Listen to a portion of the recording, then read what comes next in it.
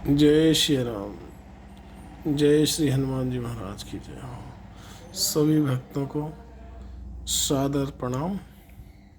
आज दिनांक 16 नवंबर 2024 एक बार पुनः उपस्थित हैं श्री रामचरितमानस जी का अर्थ सहित पाठ करने के लिए।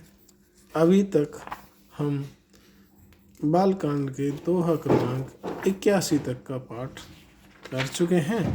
अब उससे आगे पाठ करेंगे। पाठ करते समय कोई त्रुटि रह जाए तो कृपया करके मुझे क्षमा करें और पाठ का रसास्वादन करें। आइए आगे देखते हैं कि किस प्रकार से भगवान भोलेनाथ की और माता पार्वती की लीला चल रही है। जाए मुने नहीं मवंतु पठाए, कर विनती गिर जह ग्रह लाए। बहुर सप्त ऋषि शिव पह जाई, कथा उमा कई सकल सुनाई। मुनियों ने जाकर हिमाचल जी को पार्वती जी के पास भेजा और वे विनती करके उनको घर ले आए।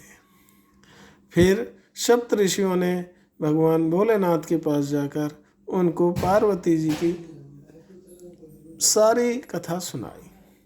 भय मगन शिव सुनत सनेहा, हरस सप्त ऋषि गवने गेहा। मनु थिर करे तब शंभु सुजाना, लगे करण रघुनायक ध्याना। पार्वती जी का प्रेम सुनकर शिवजी आनंद मग्न हो गए। सप्त ऋषि प्रसन्न होकर अपने अपने धाम चले गए और तब भगवान शिव ने अपने मन को स्थिर करके श्री रघुनाथ जी का ध्यान करना प्रारंभ कर दिया। तारको असुर भयो तेहि काला, भुज प्रताप बल तेज विशाला। तहि सब लोक योग पति जीते, भय देव सुख संपत्ति रीते। उसी समय तारकासुर नाम का एक भयानक असुर हुआ, जिसकी भुजाओं का बल, प्रताप और तेज बहुत अधिक था। उसने सभी लोक और लोकपालों को जीत लिया। सब देवता सुख और संपत्ति से हीन कर दिए। अजर अमर सो जीत न जाई, हारे सुर करे विविध लड़ाई। तब विरंच सन जाय पुकारे, देखे विधि सब देव दुखारे। वह अजर और अमर था, इसीलिए किसी से जीता नहीं जाता था। देवता उसके साथ बहुत प्रकार की लड़ाइयाँ लड़कर हार गए। तब उन्होंने ब्रह्मा जी के पास जाकर अपनी पुकार सुनाई, अपना दुख बताया। ब्रह्मा जी ने सब देवताओं को दुखी देखकर उन्हें समझाते हुए कहने लगे, सब सन कहा बुझाए विधि, धनुज निधन तब होय। शंभु शुक्र शंभु तसुत जीत रण सोय। सियावर राम जय जय राम, मेरे प्रभु राम जय जय राम। मंगल भवनय मंगलहारी, इंद्रवहुष दशरथ अजिर बिहारी।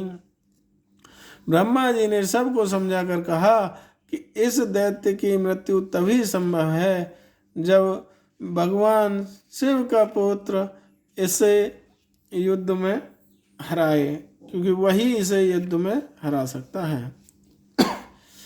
मोर कहा सुन करहु उपाई, होए ईश्वर करे सहाई। सती जो तजी दक्ष मख देहा, जनमी जाए हिमाचल गेहा। इसलिए तुम सब मेरी बात सुनकर वह उपाय करो, ईश्वर अवश्य ही सहायता करेंगे और तुम्हारा काम सफल हो जाएगा। सती जी ने जो दक्ष के यज्ञ में देह का त्याग किया था, उन्होंने अब हिमाचल के घर जाकर पार्वती के रूप में जन्म लिया है।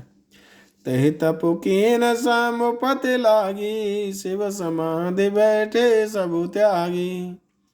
यद्यपि यह असमंजस भारी, तदपि बात एक सुनाओ हमारी।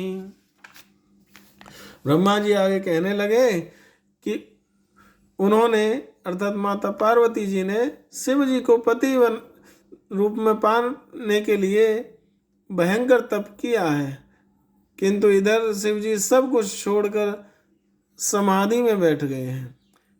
यद्यपि यह बड़े असमंजस की बात है, फिर भी मेरी एक बात ध्यानपूर्वक सुनो। पठबहु काम जाय शिव पाही, करय क्षोभ शंकर मन माही। तब हम जाय शिव सिर नाई, करवाहु विवाह बरियाई। तुम जाकर कामदेव को भगवान शिव के पास भेजो, वह शिव जी के मन में क्षोभ उत्पन्न करे अर्थात उनकी समाधि भंग करे। तब हम जाकर शिव जी के चरणों में विनती करके जबरदस्ती उन्हें राजी करके उनका विवाह करवा देंगे। आए विधि भले देव हित होई, मत यति नीक कह सब कोई। अस्तुति सुरन कीने अति हेतु, प्रगट हो विषम बाण जस केतु। इस प्रकार से ही देवताओं का हित संभव है, और तो कोई उपाय सूझता नहीं। सबने कहा यह सम्मति, यह राय बहुत अच्छी है। फिर देवताओं ने बड़े प्रेम से स्तुति की और उनकी स्तुति से प्रसन्न होकर विषम अर्थात 5 बाण धारण करके मछली के चिन्ह युक्त ध्वज वाले कामदेव प्रकट हुए। शूरन कही निज विपति सब, सुने मन कीन विचार। सम विरोध न कुशल मोहे, बिहस कहे अस मार। सियावर राम जय जय राम, रे प्रभु राम जय जय राम। मंगल भवनय मंगलहारी, द्रवहुष दशरथ अजिर बिहारी। देवताओं ने कामदेव जी से अपनी सारी व्यथा कह सुनाई। इसे सुनकर कामदेव जी ने अपने मन में विचार किया और हंसकर देवताओं से कहने लगे कि भोलेनाथ के साथ विरोध करने में मेरी कुशल नहीं है। तदपि करब मैं काज तुम्हारा, श्रुति कह परम धर्म उपकारा। परहित लागे तजय जो देहि, संतत संत प्रशंसित ही। तथापि मैं तुम्हारा काम तो अवश्य करूँगा, क्योंकि वेद दूसरे के उपकार को ही परम धर्म कहते हैं।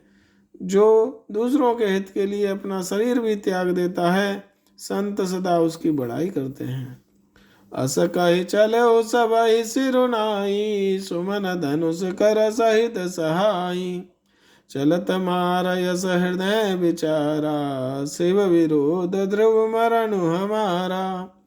इस प्रकार कहकर और सबको सिर नवाकर कामदेव अपने पुष्प के धनुष को हाथ में लेकर बसंत आदि सहायकों के साथ चल दिए।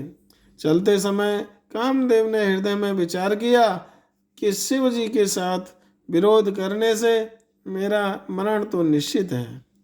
तब आपन प्रभाव विस्तारा, निज वश कीन सकल संसारा। कूप्यो जवहि बार चर केतु, क्षण महु मिटे सकल श्रुति सेतु। तब कामदेव जी ने अपना प्रभाव फैलाया और समस्त संसार को अपने वश में कर लिया।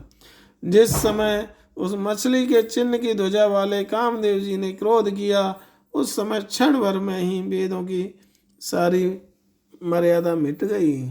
ब्रह्मचर्य व्रत संयम नाना, धीरज धर्म ज्ञान विज्ञाना। सदाचार जप जोग विरागा, सभय विवेक कटक सब भागा। ब्रह्मचर्य नियम, नाना प्रकार के संयम, धीरज धर्म ज्ञान विज्ञान, सदाचार जप योग वैराग्य आदि विवेक की सारी सेना डरकर मानो भाग गई है। भाग्यो विवेक सहाय सहित, सो सुभट संयुग महिमुरे। सदग्रंथ पर्वत कंदर महु जाय, तय अवसर दुरे। हो निहार का करतार को, रखवार जग खरु भरु परा। द्वै मात कहे रतिनाथ जय कहूँ कोप कर धनु सरोधरा। विवेक अपने सभी सहायकों के साथ भाग गया। उसके योद्धा रणभूमि से मानो पीठ दिखा गए हों।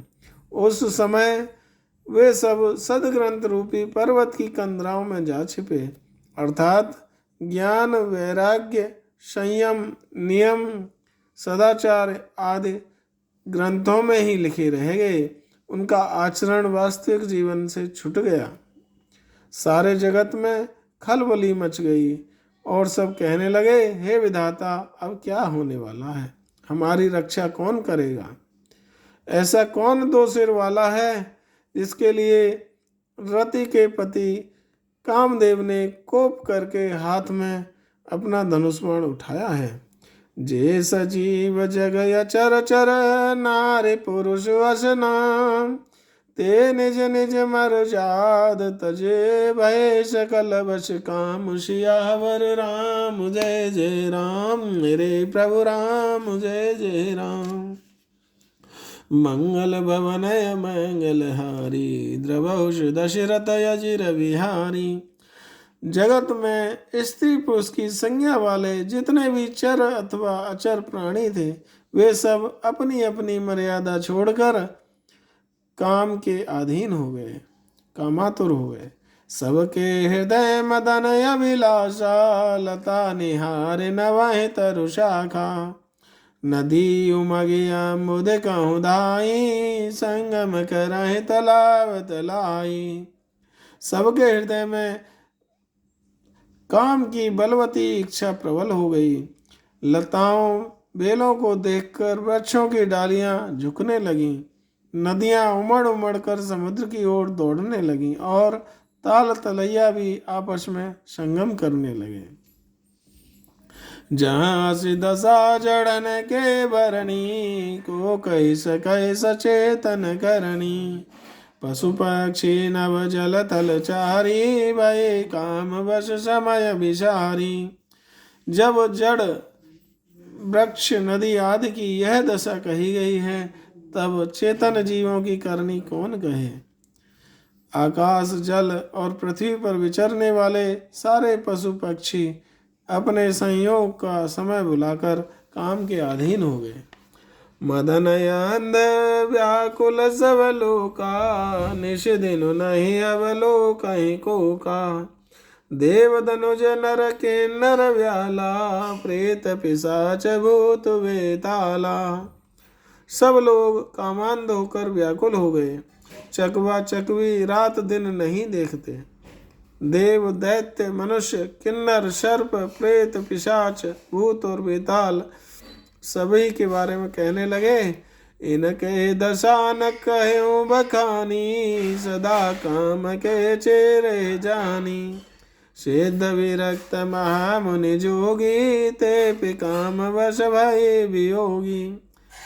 आगे वर्णन किया गया कि जो ऊपर सारी योनियां कही गई हैं, वे तो सदा ही काम के गुलाम हैं, कामावश रहते हैं। यह समझकर मैंने इनकी दशा का अधिक वर्णन नहीं किया।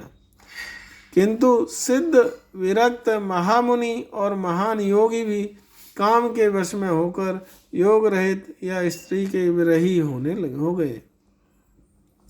भय काम बस जोगी, तापस पावरहि की को कहे। देखें चराचर नारे मैं, जे ब्रह्ममय देखत रहे। अबला बिलोकहि पुरुषमय, जगु पुरुष सब अबुलामयम्। द्वे दंड भरे ब्रह्मांड, भीतर काम कृत कौतुक अयम्।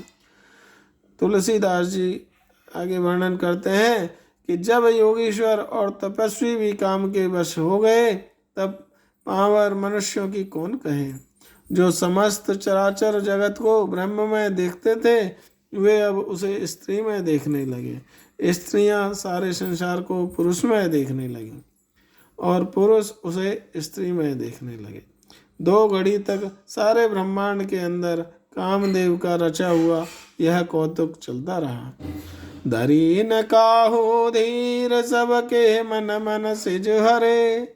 जे राखे रघुवीर ते उबरे ते काल महु। सियावर राम जय जय राम, मेरे प्रभु राम जय जय राम। मंगल भवन मंगल हारी, द्रवहुष दशरथ अजिर बिहारी। तुलसीदास जी महाराज कहते हैं कि उस समय किसी ने भी हृदय में धैर्य धारण नहीं किया, कामदेव ने सबके मन हर लिए। श्री रघुनाथ जी ने जिनकी रक्षा की, केवल वे ही ऐसे विकट समय में बचे रहे। तो इस प्रकार से कामदेव जी के प्रभाव का वर्णन किया गया। आगे उसका क्या रहेगा, किस प्रकार से उनका प्रभाव पड़ेगा भोलेनाथ जी पर या कामदेव जी का क्या गति होगी, वह आगे के पाठ में देखेंगे। तब तक के लिए कथा को यहीं विराम देते हैं। आप सभी को एक बार फिर से कोई त्रुटि रह गई हो तो उसके लिए क्षमा निवेदन करते हुए सभी को प्रणाम। जय जय श्री राम, जय श्री हनुमान, जय हो बालाजी महाराज की जय।